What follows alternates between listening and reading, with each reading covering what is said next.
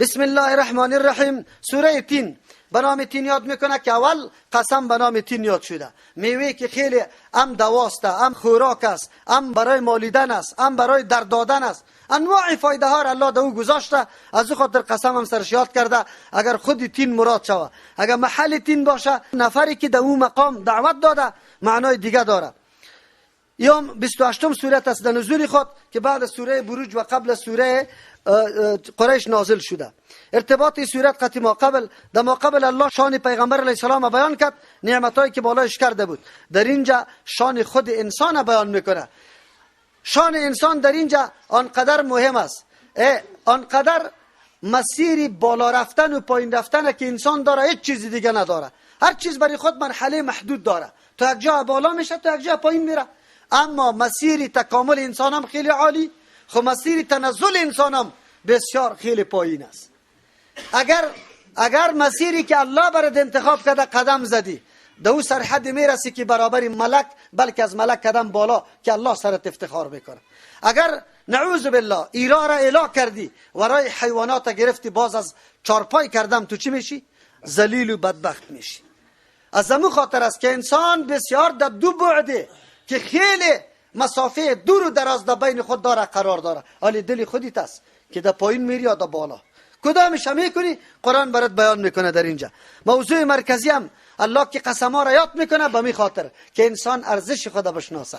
و انسان تو یک دفعه بفهم تو کی هستی، کدام شخصیتی هستی. حالی قرآن براتون میگه و التین قسم به انجیر و زیتون قسم به زیتون و طور سینین قسم به کوی طور سینین، یکی در مقام سینین قرار داره یک مانا، و طوری قسم به او کوی طور که درختای خیلی زیاد داره یعنی سبز است، و سینین که برکت داره.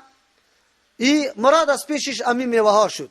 تین عبارت از انجیر. انجیر الله تبارک و تعالی وضعیت خاص پیدا کرده، یک لقمه است. یک لقمه میکنی تر برابر.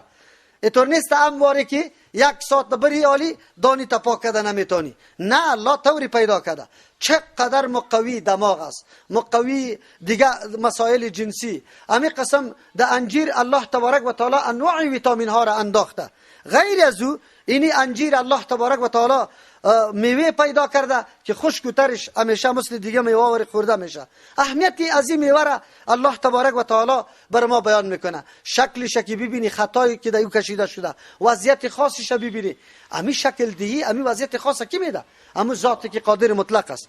و زیتون قسم به زیتون. زیتون روغنی که پیشتر تینا گفتم، زیتون روغنی که هم خورده میشه، خوراک است، و هم چرب میشه یک چیز، و هم درد داده میشه که روشنی از پیش میگیری. انواع فایده های داره. دیگه کدام چیستا ویتامین ها و یا چیزای دیگه داره، او را دیگه در طب بری که چقدر فواید داره. و طور سینین، طور همو کوی طوری که در اونجا به موسی علیه السلام وحی آمده. خو اینجا مراد که درختای زیاد داره. سینین یا نام جای است یا به خاطر پربرکت بودنش سینین برش میگه. این در صورتی که مراد خودی از جا گرفته شود. بعضی مفسرین مراد از پیشش جاهای از جا را گرفته، جای تین، جای زیتون و جای توری سینین. هر کدامش محل وحی است. جای تین محل وحی نوح علیه السلام، جای زیتون محل وحی چیست؟ عیسی علیه السلام. توری سینین محل وحی موسی علیه السلام. هذا البلد الامین محل وحی ابراهیم خلیل الله و محمد رسول الله صلی الله علیه و سلم است. او بعضی سری خود امی انبیاء علیهم السلام ذکر نمی محلاس میگه مراد از پیشش انبیاء علیهم السلام است. قسم هر کدامش که بگیریم بالکل شایان است. الله قسم سری از یاد میکنه به خاطر که بدانی که کدام برکت داره، کدام مسئولیت داره. اگر جاها را بگیریم یا میوه ها را بگیریم اشاره به برکت است. الله در این میوه ها و جاها برکت انداخته، در تو انسان هم برکت انداخته. خیر کثیر تو زیاد است به شرطی که تو درک بکنی. اگر نه که مراد از او انبیاء علیهم السلام گرفته بگیریم شه و تحمل و مشقت برداشت کردن برای نشر و اشاعت دین. پس شما انسان ها هم همین قسم مشقت برداشت کنه برای نشر و اشاعت دین. و هذا البلد الامین قسم به شهر، سوگند به اینمی شهر الامینه که در حال در جای امن و امان است. یک طرف اشاره میکنه که شهر امن است، لیکن همی بدبختا پیغمبر علیه السلام تا را در شهر امن نمیمانه. قرآن برات اشاره میکنه در کدام موقعیتی که تو در جای امنم قرار داری، خود زمانی که عقیده توحید در زبان گرفتی، مردم دعوت دادی، باز تو را در مقام امنم نمیگذارته، روان میکنه. لقد خلقنا الانسان، یقینا ما پیدا کردیم انسان، فی احسن تقویم، در بهترین صورت و اندازش. صورت انسان بسیار بهترین صورت است. الله پیش را تشریح کرده بودیم. البته صورت ظاهری و باطنی الله برای دکتر استعداد و قابلیت داده که سری کل مخلوقات الله تو حاکمیت میکنی، از کل موجودات استفاده میکنی. الله تو را به این شان پیدا کرده. از همون خاطر فکرت بگیری که تو ارزش خیلی زیاد داری، خو لیکن اگر مسیر تغییر داری باز تباه میشی. ثم رددنا، بعد از بازگردانیدیم امی انسان. البته مراد از در این صورت انسانی کافر است، انسانی منافق است. اسفل سافلین، فروتر از فروماندگان، از کل کده در پایین درجه یارا پایین میکنیم. کدام است؟ مردمی که نشناخت عقیده توحید الله را، مسیری که الله انتخاب کرده بود در او روان نشودند. از او خاطر اینجا مراد از پیشش در آخرت در مو درجه پایین رسیدن است. الا الذين آمنوا، بجز از او کسانی که ایمان آوردن و عملوا الصالحات. بله، در اینجا یا انسان مطلقا میگیریم، چرا در استثناء خود مومنا میبره. الا الذين، بجز از او کسانی که در اسفل سافلین نمیرسه، آمنو که ایمان آوردن. مراد از ایمانی که قرآن تشریح میکنه، ایمانی بابا و اجداد ایمانه، ایمانی معرفی تذکره ایمانه، ایمانی با کیفیتی که بابا و اجداد ما داره. او خود اصل ایمان نمیگم، کیفیتی که وا دارانه، کیفیتی که قرآن بیان میکنه به ایمان، امو ایمان داشته باشه. و عمل الصالحات، عمل درست انجام داده به مقتضای ایمان، عمل درست شناخته به خاطر که رضای الله، به نقشه که رسول الله.